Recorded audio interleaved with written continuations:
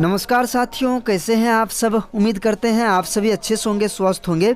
दोस्तों, आज की इस वीडियो में बात करेंगे बिहार डीएलएड प्रवेश परीक्षा 2022 की तैयारी आप सभी कैसे करेंगे। इसके लिए नया सिलेबस क्या है, इसके लिए कौन सा बुक या कौन सा गाइड आप सभी को पढ़ना चाहिए जो सटीक रूप में आप कम समय में अच्छे तैयारी कर सकेंगे। इसके अलावा पढ़ाई आप कैसे करेंगे, कौन से बुक को किस तरीके से आप सभी को पढ़ना है, वो चीज़ें भी आज की इस वीडियो में डिस्कस करेंगे। इसके अलावा आप सभी के द्वारा लगातार कमेंट आता है कि पासिंग नंबर क्या है, यानी कि कम से कम कितना नंबर प्रवेश परीक्षा में लाना होगा जिससे कि हम पास हो जाए, प्राइवेट कॉलेज में भी कम से कम एडमिशन हो जाए। तो इस वीडियो को लास्ट तक ज़रूर देखिएगा, ये वीडियो आप सभी के लिए काफ़ी ज़्यादा इम्पोर्टेंट है। सारी चीज़ें इस वीडियो में हम डिस्कस करेंगे। चलिए इस वीडियो की शुरुआत करते हैं, लेकिन दोस्तों उससे पहले वीडियो को लाइक ज़रूर कर दीजिएगा और अपने दोस्तों के साथ शेयर भी ज़रूर कर दीजिएगा। तो चलिए दोस्तों, सबसे पहले बात कर लेते हैं बिहार डीएलएड प्रवेश परीक्षा के लिए एग्जाम पैटर्न और सिलेबस क्या रहने वाला है। दोस्तों, बिहार डीएलएड प्रवेश परीक्षा में टोटल 150 बहुविकल्पीय प्रश्न पूछे जाएंगे, ऑब्जेक्टिव प्रश्न पूछे जाएंगे और प्रत्येक प्रश्न जो है 3 अंक का होगा, यानी कि टोटल 450 नंबर का आपका ये एग्ज़ाम होगा। और इसमें निगेटिव मार्किंग भी है, अगर आपका एक प्रश्न गलत हो जाता है तो 1/3 माइनस भी होगा। और इसके लिए टोटल 150 मिनट का समय दिया जाएगा, यानी कि एक प्रश्न के लिए आपको 1 मिनट का समय मिलेगा। और यह जो है परीक्षा आपका OMR सीट पर नहीं ली जाएगी, बल्कि CBT मोड में आपका ऑनलाइन एग्ज़ाम लिया जाएगा अलग अलग शिफ्ट में। जो 2020 से 22 वाले सत्र में बताई गई थी कि OMR सीट पर ली जाएगी, लेकिन इस बार बताया जा रहा है कि CBT मोड में लिया जाएगा अलग अलग शिफ्ट में।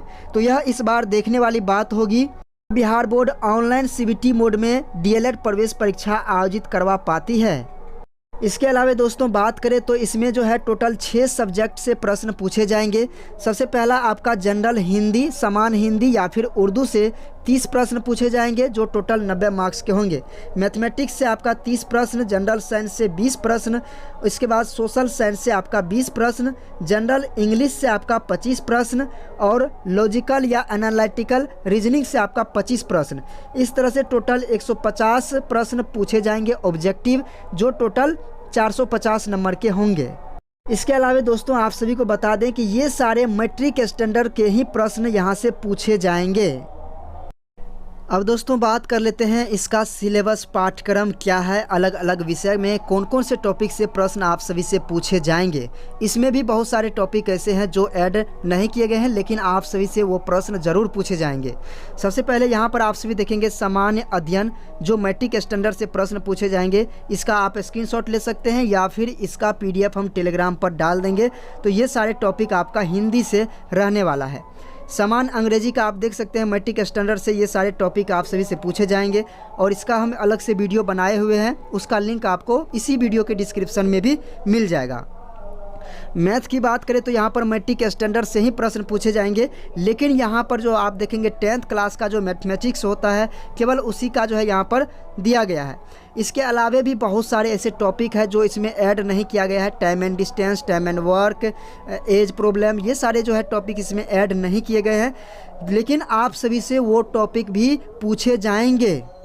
इसलिए हम आपको ये भी सजेस्ट करेंगे कि आपको इसके अलावा कौन कौन सा बुक पढ़ना चाहिए जिससे कि आपका कंप्लीट सिलेबस जो है कवर हो सके, आप जो है एक बार उस पर नज़र ज़रूर दे सकेंगे।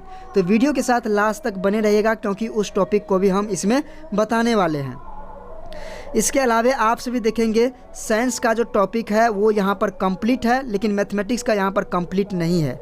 तो साइंस का टॉपिक आप सभी को यहाँ पर अलग अलग, यानी कि यहाँ पर देखेंगे फिजिक्स का, केमिस्ट्री का, बायोलॉजी का अलग अलग टॉपिक करके यहाँ पर मेंशन किया गया है, जो कि बिल्कुल परफेक्ट है। अब इसके लिए हम ये भी बताएंगे कि आपको बुक कौन कौन सा पढ़ना चाहिए। इसके अलावा सोशल साइंस की अगर हम बात करें, सामाजिक अध्ययन का, तो यहाँ पर आप सभी देखेंगे मैट्रिक स्टैंडर्ड का ही जो है यहाँ से भी प्रश्न पूछा जाएगा और यहाँ पर कौन कौन सा टॉपिक ऐड किया गया है वो आप देख सकते हैं। इसके अलावा हम नीचे आते हैं। इसके अलावा रीजनिंग की बात करें, इसमें कौन कौन सा टॉपिक आता है तो आप सभी देखेंगे सभी रीजनिंग का टॉपिक जो है सेम ही रहता है, इसमें कम या ज़्यादा आप सभी को ज़्यादा अंतर देखने को नहीं मिलेगा। इसलिए रीजनिंग का तैयारी करना बहुत ही आसान है। आप टॉपिक को यहाँ से फाइंड कीजिए और किसी भी बुक से नॉर्मल 10th स्टैंडर्ड का प्रश्न जो है आप सॉल्व कीजिए। ज़्यादा हार्ड प्रश्न को सॉल्व करने की ज़रूरत नहीं है, प्रैक्टिस करने की ज़रूरत नहीं है। रीजनिंग के लिए आप जो है एक्सेलेंट बुक से भी जो है प्रैक्टिस कर सकते हैं। एक्सेलेंट बुक में भी चैप्टर वाइज टॉपिक वाइज जो है प्रश्न दिया गया है, आप उसको सॉल्व कर सकते हैं, प्रैक्टिस कर सकते हैं। इसके अलावा दोस्तों अब बात कर लेते हैं कि अलग अलग विषय के लिए कौन सा बुक हमको पढ़ना चाहिए या फिर हमको गाइड पढ़ना चाहिए। दोस्तों हम आपको यही कहेंगे कि आप ज़्यादा गाइड मत पढ़िए और ज़्यादा गाइड पर डिपेंड भी मत रहिए, क्योंकि आप कोई भी प्रकाशन का गाइड पढ़ते हैं, 5-10 भी गाइड पढ़ेंगे तो आपका 100 to 100% जो है गाइड से क्लियर नहीं होगा। गाइड आप एक व्यू मात्र उद्देश्य से ले सकते हैं कि किस तरह का प्रश्न है, आप अपने प्रैक्टिस के लिए ले सकते हैं, तो आप किसी एक प्रकाशन का गाइड यहाँ पर ले सकते हैं। दोस्तों बिहार डीएलएड एंट्रेंस एग्जाम के लिए बेस्ट गाइड जो मार्केट में अभी आया है वो है चाक्षुष का SRR पब्लिकेशन द्वारा प्रकाशित किया गया है, जो कि यहाँ पर बेस्ट गाइड है। यहाँ पर आपको टॉपिक वाइज जो है सारी चीज़ें यहाँ पर दी गई है। इसका PDF जो है हम टेलीग्राम पर डाल देंगे, जिससे आप सभी जो है यहाँ पर इसका व्यू ले सकते हैं। सबसे पहले तो इसमें मेंशन किया गया है टॉपिक वाइज, आप सभी देखेंगे जैसे एक शॉर्ट डिस्क्रिप्शन होता है वैसे यहाँ पर मेंशन किया गया है। इसके बाद आपको लास्ट में जो है इस पर आधारित ऑब्जेक्टिव प्रश्न भी मिल जाएंगे, जिससे आप सभी को प्रैक्टिस करने में थोड़ा आसानी हो जाएगा। तो इस बुक का लिंक जो है आपको वीडियो के डिस्क्रिप्शन में मिल जाएगा, आप यहां से ऑनलाइन भी परचेज इसे कर सकते हैं। अब दोस्तों बात कर लेते हैं हमें कौन सा बुक पढ़ना चाहिए अगर हमने कोई एक गाइड ले लिया है। तो दोस्तों आप सभी को पता है कि बिहार ITI और पॉलिटेक्निक का जो प्रवेश परीक्षा होता है ये भी आपका 10th स्टैंडर्ड ही होता है, तो इसका सिलेबस थोड़ा विस्तृत है। इसके लिए हम मैथ, साइंस और सोशल साइंस के लिए आपको सजेस्ट करेंगे कि आप जो है बुक पढ़िए। सबसे पहले मैथमेटिक्स की अगर बात करें तो आप ITI और पॉलिटेक्निक का गाइड अगर आपके पास है तो उसका जो आपका मैथमेटिक्स का सिलेबस है वो सिलेबस आपको कंप्लीट रूप से कवर करना है। इसमें तो आपका जो इसमें टॉपिक दिया गया है बिहार बोर्ड के द्वारा वो तो है ही, लेकिन आपको age problem, time and distance, time and work, percentage, SI, CI, इन सभी टॉपिक से भी आपको प्रश्न पूछे जाएंगे। तो यहाँ पर जो है आपको 20+ जो है कह सकते हैं कि टॉपिक या फिर चैप्टर आपको मिल जाएंगे, जो कि आपके लिए काफ़ी ज़्यादा इम्पोर्टेंट है। और 10th स्टैंडर्ड ही आपका पॉलिटेक्निक का भी एग्ज़ाम होता है, जिसमें वो सारे चैप्टर से प्रश्न पूछे जाते हैं। अब दोस्तों बात कर लेते हैं मैथमेटिक्स में जो 10th स्टैंडर्ड का आपसे प्रश्न पूछा जाएगा वो कौन कौन सा टॉपिक है जो इसमें ऐड नहीं किया गया है लेकिन आपको पढ़ना ज़रूरी है। सबसे पहले यहाँ पर देखेंगे नंबर्स और नंबर सिस्टम है। इसमें बहुत सारे टॉपिक आ जाते हैं, ठीक है, जैसे कि यहाँ पर सिंप्लीफिकेशन है, स्क्वायर्स है, क्यूब है, पावर है, ये सारे चैप्टर जो है इसमें ये सारे टॉपिक जो है ऐड हो जाते हैं नंबर्स और नंबर सिस्टम में ही। इसके बाद आपका अलजेब्रा भी है, इससे भी आपका प्रश्न पूछा जा सकता है। इसके बाद जो है आपका पॉलिनोमियल है, जिसमें आपको लीनियर इक्वेशन, क्वाड्रिक इक्वेशन, ये सारे प्रश्न जो है आप सभी से पूछे जा सकते हैं।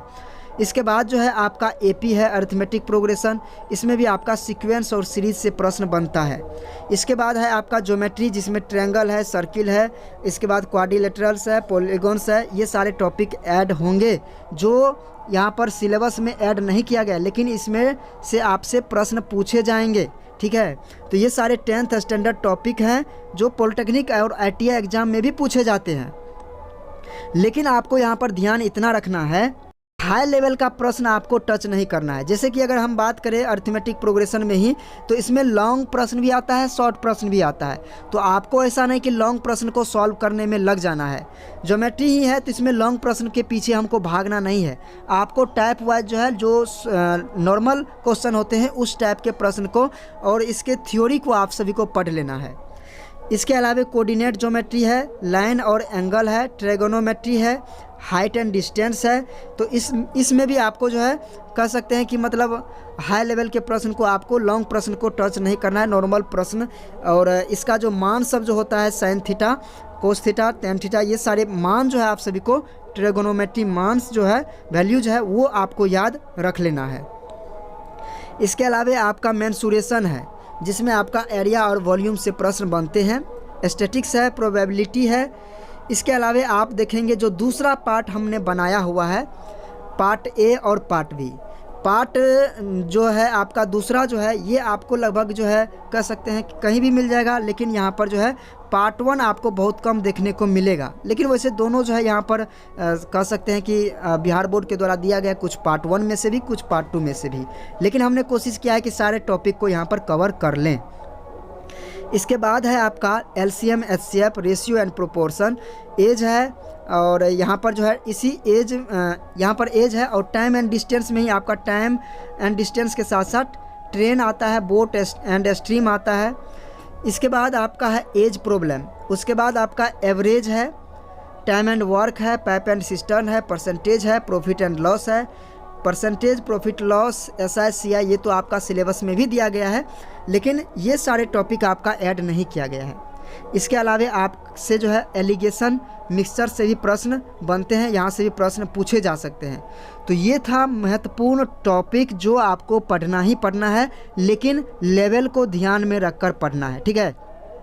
अगर आपके पास किरण पब्लिकेशन का बुक होगा तो वहाँ पर आप सभी देखेंगे टाइप वाइज प्रश्न है, टाइप 1, टाइप 2, टाइप 3। तो टाइप 1, टाइप 2 इस तरह के जो है टाइप वाइज जो है आपको प्रश्न बनाना है। तो अगर आप कहेंगे कि मेरे पास तो वो बुक है नहीं, तो हम कैसे पता करेंगे कौन सा टाइप 1 का है, कौन सा टाइप 2 का है। तो उतना ध्यान जो है, उतना आइडिया आपको खुद लगाना होगा कि हार्ड प्रश्न को टच हमें नहीं करना है। तो ये आपका हो गया मैथमेटिक्स का। अब बात कर लेते हैं साइंस का।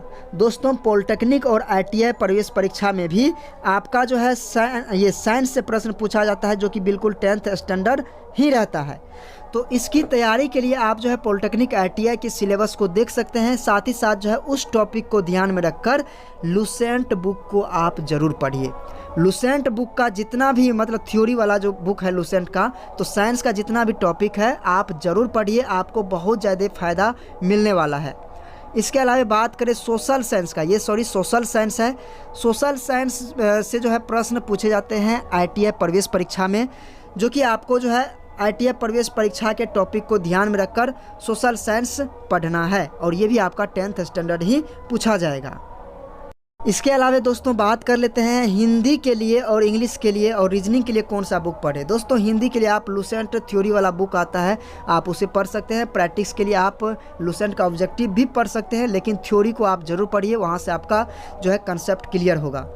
इसके अलावा जो है हिंदी का जो आप अगर हम पूछिएगा कि गाइड में भी गाइड तैयारी करने से भी हो जाएगा। अगर आप जो है चाक्षुष पब्लिकेशन का जो अभी हम बुक आपको बताए हैं, जो वीडियो के डिस्क्रिप्शन में जिसका लिंक मिल जाएगा, उसमें हिंदी जो है बहुत अच्छे से मेंशन किया गया है। बाकी सब्जेक्ट भी अच्छे से मेंशन किया गया है, लेकिन हिंदी भी अच्छे से मेंशन किया गया है, और ऑब्जेक्टिव प्रश्न भी इसमें दिया गया है। तो आप इससे भी तैयारी कर सकते हैं।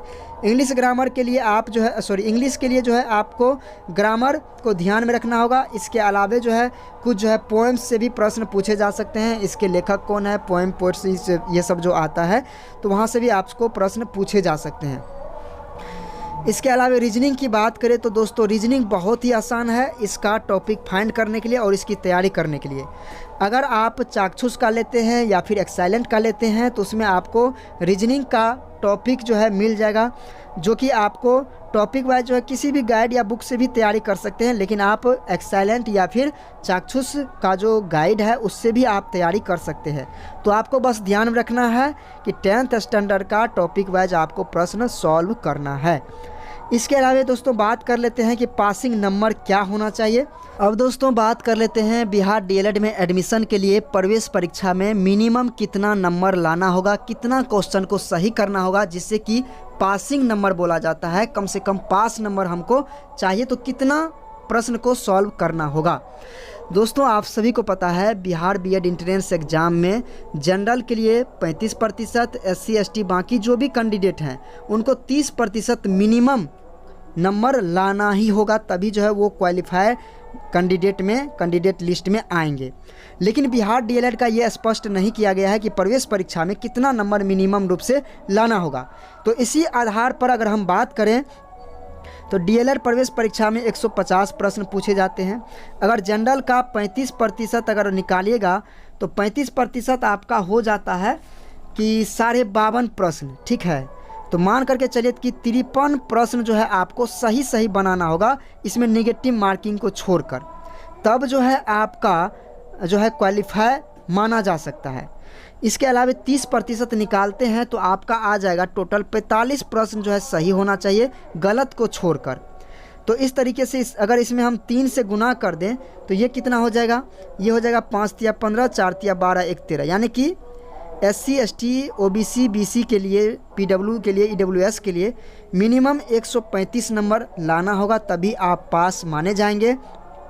और 53 में 3 से गुना कर दीजिएगा तो 3 तिया 9 हो जाएगा और 5 तिया 15, 1 16 हो जाएगा। लगभग 168 नंबर कम से कम लाना होगा जनरल वालों के लिए, तब जो है आप पास कैंडिडेट लिस्ट में आएंगे। तो ये था मिनिमम पास नंबर जो हम आपको बताए, यानी कि जनरल के लिए जो है कम से कम यहाँ पर 53 प्रश्न सही होना चाहिए।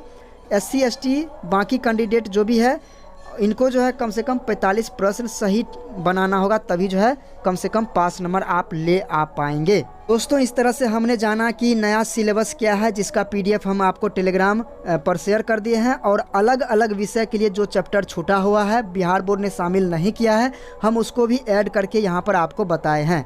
तो सिलेबस के बारे में आप समझ गए, और सिलेबस को ध्यान में रखकर कौन सा बुक, कौन सा गाइड आपको पढ़ना चाहिए, और बुक या गाइड अगर आप लेते हैं तो किस तरीके से आपको कहाँ से टॉपिक फाइंड करना है, मतलब किस टॉपिक को कहाँ से पढ़ना चाहिए, बुक से या फिर गाइड से, वो भी हम आपको बताएं। पासिंग नंबर क्या होना चाहिए वो भी हम आपको बता ही दिए हैं। अगर आप इस वीडियो को पूरा देखे हैं तो मैं उम्मीद करता हूँ इतनी जानकारी आप सभी के लिए काफ़ी ज़्यादा महत्वपूर्ण रही होगी। इसके अलावा और भी कोई समस्या है तो कमेंट करके ज़रूर बताइएगा, उस पर हम अलग से वीडियो ज़रूर लाएँगे। इसके अलावा अब हम आपको अलग अलग सब्जेक्ट वाइज, यानी कि सब्जेक्ट वाइज आपको टॉपिक हम आपको PDF के रूप में टेलीग्राम पर दे देंगे, जहां से आप सभी को हेल्प मिलेगा तैयारी करने में, और उस टॉपिक के अनुसार किस तरह के प्रश्न को आप सभी तैयारी करेंगे वो भी हम आप सभी को चैप्टर वाइज कुछ प्रश्न की तैयारी हम आप सभी को करवाएंगे।